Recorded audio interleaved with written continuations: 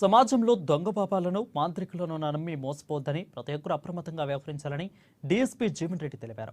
ఈ మేరకు ఆదిలాబాద్ పట్టణంలోని టూటౌన్లో ఏర్పాటు చేసిన మీడియా సమావేశంలో దొంగపాప కేసుకు సంబంధించిన వివరాలను సి కరుణాకర్ అదేవిధంగా ఎస్ఐ విష్ణుప్రకాశ్తో కలిసి వెల్లడించారు.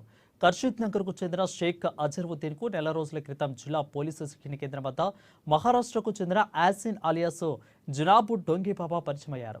ఆయన షేక్ అజరుద్దీన్ను మాయమాటలు చెప్పి తన వద్ద తాయిత్తు తీసుకుంటే సమస్యలన్నీ తీరుతాయని నమ్మపలికించారు.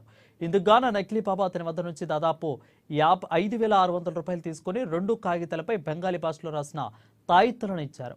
అయితే తాయిత్తు తీసుకున్నప్పటి నుండి ఇంట్లో గొడవలు ప్రారంభమయ్యాయని, తనను బాబా మోసం చేశారని ఆరోపిస్తూ బాధితులు శనివారం రోజు పోలీసులకు ఫిర్యాదు చేశారు. కేసు నమోదు చేసుకుని దర్యాప్తు చేపట్టగా నకిలీ తాయిత్తు చిట్టీలు లభించాయని డీఎస్పీ వెల్లడించారు. ఇలాంటి వాళ్ళను నమ్మి మోసపోతే అని సూచించారు. డ్యామేజ్ చేసినట్టు అతను పేర్కొనడం జరిగింది.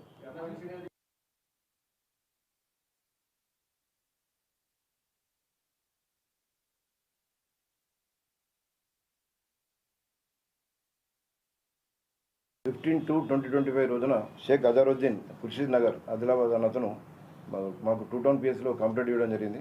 అతనికి తేదీ 14/1/2025 రోజున ఇక్కడ పోలీస్ ట్రైనింగ్ కాలేజ్ దగ్గర ఖుర్షీద్ నగర్ దగ్గర Yasin alias Janab alias Dongi Baba the native of Kinwat presently residing at Bangaruguda అనే వ్యక్తి జనవరి మంత్లో ఇతనికి పరిచయమై మీ ఇంట్లో సమస్యలు ఉన్నాయన్నావు కదా, అవి నివారణకు నేను కొన్ని తాయితులు తర్వాత పేపర్స్ ఇస్తాను, వాటిని తీసుకెళ్ళి మీరు 45 డేస్ మీ ఇంట్లో పడుకునేటప్పుడు మన బెడ్ పైన పిల్లో కింద పెట్టుకొని 45 డేస్ పడుకోవాలి.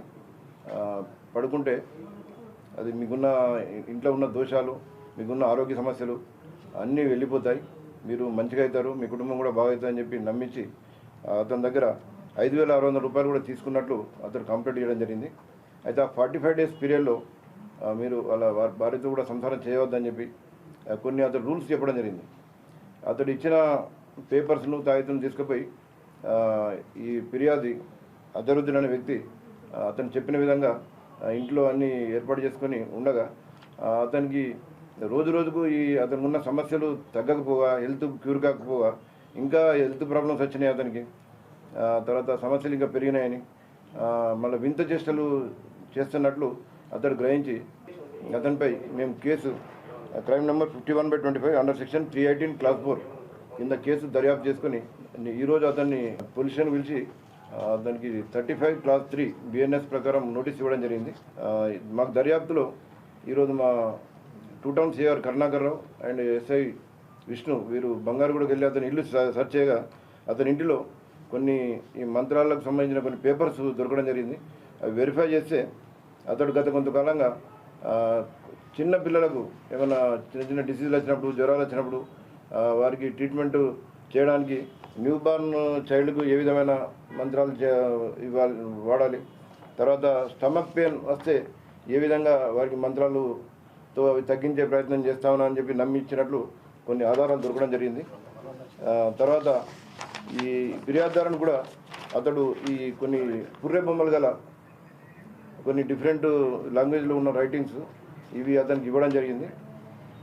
వీటిని అతడు 45 డేస్ అతని పిల్లో కింద పెట్టుకొని ఉండడం జరిగింది.